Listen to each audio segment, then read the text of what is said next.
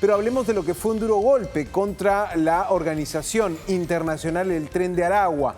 La caída de alias Satanás, hablamos de Hernán David Landaeta, pedido en varios países, en algún momento detenido en Perú, fugado hacia Chile. Delitos en Perú, Chile, Colombia, finalmente fue detenido en Ecuador, en la localidad de Loja, ojo, localidad fronteriza con el país, y ya fue puesto a disposición de las autoridades colombianas. Es un duro golpe a la red El Tren de Aragua, es uno de los cabecillas que termina, digamos, siendo detenido. Y lo que tenemos en estos momentos también es la posibilidad de ver cómo se desarrollará la actividad criminal de esta organización luego de la caída, de Satanás Hernán David Landaeta. ¿De qué lo acusaban? De operar las llamadas casas de pique, sitios de tortura y desmembramiento en Colombia, lo que para las autoridades colombianas era un nuevo límite, digamos, de la criminalidad organizada internacional. La noticia positiva es que cayó una persona que fuera de Venezuela delinquió en todos los países del Pacífico en los que también ha habido un impacto migratorio, siempre fundiéndose, escondiéndose en la fachada de un migrante que cruza fronteras buscando una mejor vida. Detrás se escondía un sanguinario criminal. Y si bien está ahora Satanás detenido, va a ser extraditado a Colombia, no significa que el Tren de Aragua ya no existe, que ya nos olvidamos de esta organización. Hablamos del Tren de Aragua, hablamos de los gallegos, hablamos de la banda con el nombre que usted quiera, que también todavía siguen operando en nuestro país, porque queremos recordar la pregunta del día. También mencionabas a la presidenta Dina Boluarte, porque un poco la criminalidad y la presidenta Boluarte se funden en esta pregunta que les hemos planteado hoy día a nuestros televidentes, y yo creo que tú puedes dar el contexto de la pregunta, Santiago. Sí, a ver, comenta y participa, escanea el QR, coincide con las declaraciones de la presidenta Boluarte de que el país está en paz. Tú que nos estás viendo, ¿crees que efectivamente el país está pacificado, en calma, ¿no? Porque, claro, justo en este momento en el que la presidenta hace esta afirmación, la sensación de inseguridad en Lima capital, en los distritos de La Victoria, El Agustino, llegó ayer hasta el pánico generalizado de padres de familia que decidieron no mandar a sus hijos al colegio. Tuvimos también una declaración del ministro del Interior admitiendo un poco lo que para todos es un diagnóstico ya claro, que la criminalidad organizada ha aumentado, que el número de bandas que exigen cupos en el país ha aumentado. Textualmente lo ha dicho así Vicente Romero: la extorsión ya pasó las fronteras, ya están en la región, han aumentado las bandas criminales, las estrategias han cambiado. Por supuesto que coincidimos en el diagnóstico, pero el gobierno no parece salir del diagnóstico, ¿no? Y en esa línea tenemos a la ministra de Educación ante lo sucedido en los colegios del Agustino, que dice, sí, bueno, ante esta amenaza vamos a las clases virtuales. Entonces, si desde el gobierno coinciden en que los niños están en peligro, porque ¿por qué te vas a la virtualidad? Porque hay algo extraordinario que está sucediendo, no porque sea la idea para todos los padres de familia. Vámonos a la virtualidad. ¿En qué contexto entonces estamos en paz y tranquilidad? Porque a la presidenta no la están vacando, ¿no hay una moción de vacancia en curso en el Congreso? Sí, lo que la presidenta parecía querer decir, digamos, intentando entender el contexto de esta declaración, era hacer una comparación con los primeros meses de su gobierno, con la caótica transición política que vivió el país después del golpe de Pedro Castillo, el ascenso al poder de Dina Boluarte y la época de protestas fuertes que tuvimos. Claro, si uno se refiere a la situación de protestas, se entiende, digamos, que de momento no tienes un país en protesta activa contra el gobierno. No, protesta social no, pero claro. Pero estás en paz y tranquilidad. Digamos, paz y tranquilidad versus, por ejemplo, el movimiento que ha tenido hoy la policía. 1.900 agentes patrullando La Victoria, patrullando El Agustino, incluso llegando hasta San Luis, en respuesta y en prevención de que no se desborde, digamos, esta guerra declarada entre bandos que ayer también comentábamos. nos hace pensar de que el gobierno tiene el diagnóstico, pero más allá del diagnóstico, más allá del problema identificado por todos, ¿qué se plantea? ¿Qué se hace? Vamos a escuchar esta declaración que dio el ministro Vicente Romero. Después te cuento lo que dijo el general Óscar Arriola en torno a los videos. Videos que también son un elemento fuerte, sobre todo de temor en la ciudadanía. Escuchamos primero al ministro del Interior.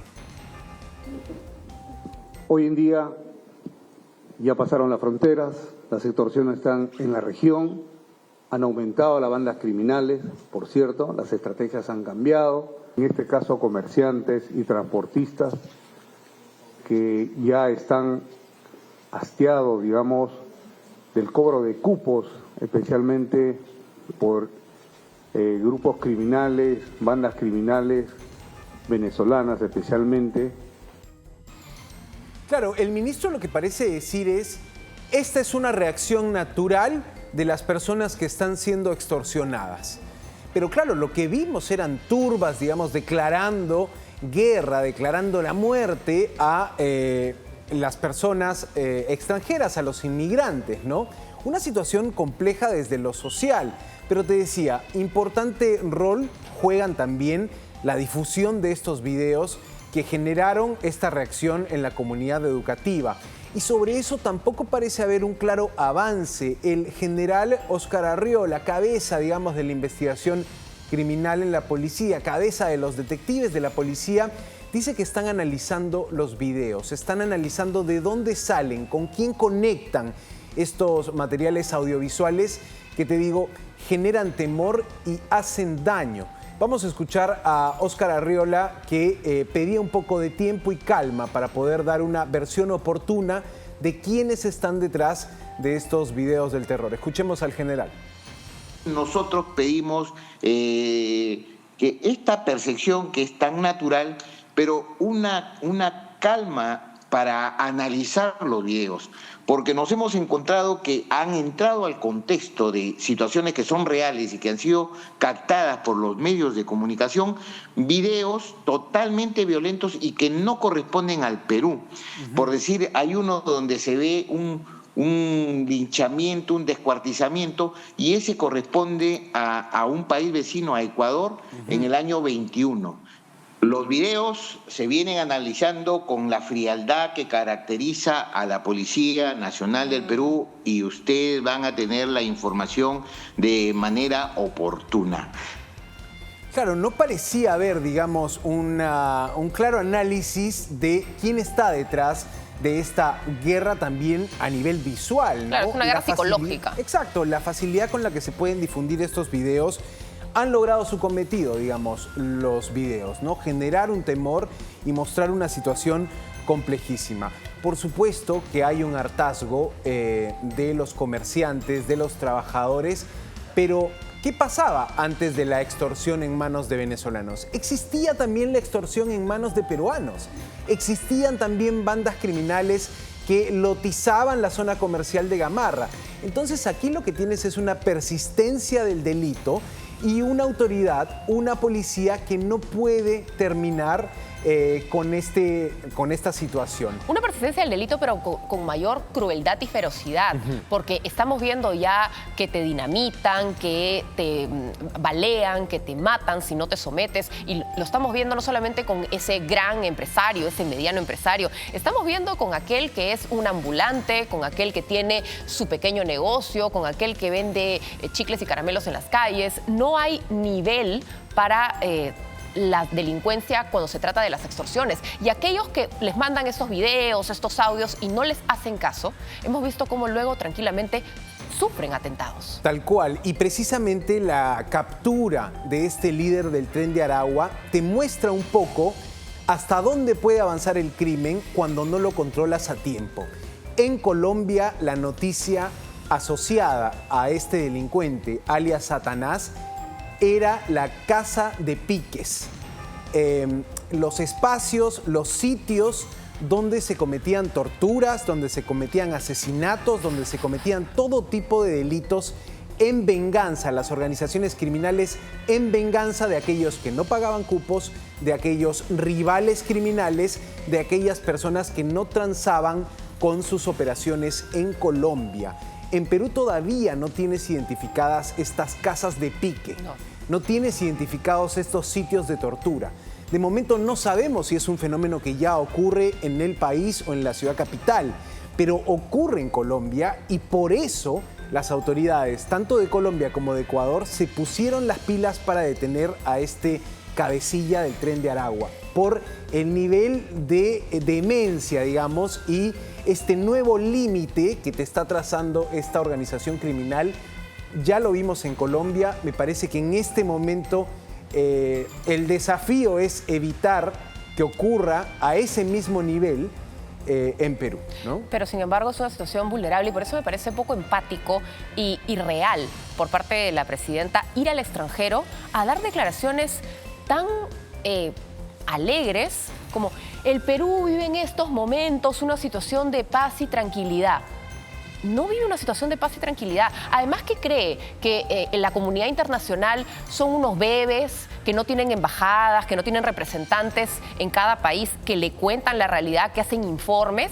Estamos en estado de emergencia en varios distritos de la capital por la delincuencia. Estamos en una situación donde los empresarios cierran negocios, los niños no van al colegio y vivimos en paz.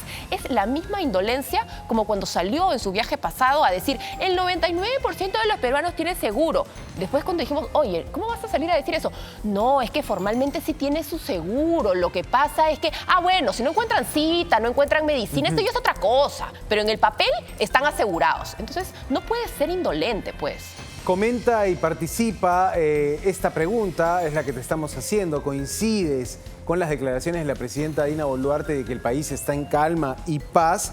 Obviamente el contexto de seguridad ciudadana hace pensar que la declaración de la presidenta no tenía ningún sustento en la realidad. Si ella se refería a la convulsión social de protestas contra el gobierno, puede tener algún sentido, pero a la luz de los hechos, a la luz de incluso la ola de violencia en La Victoria, en el Agustino, hay todo menos paz, hay todo menos calma.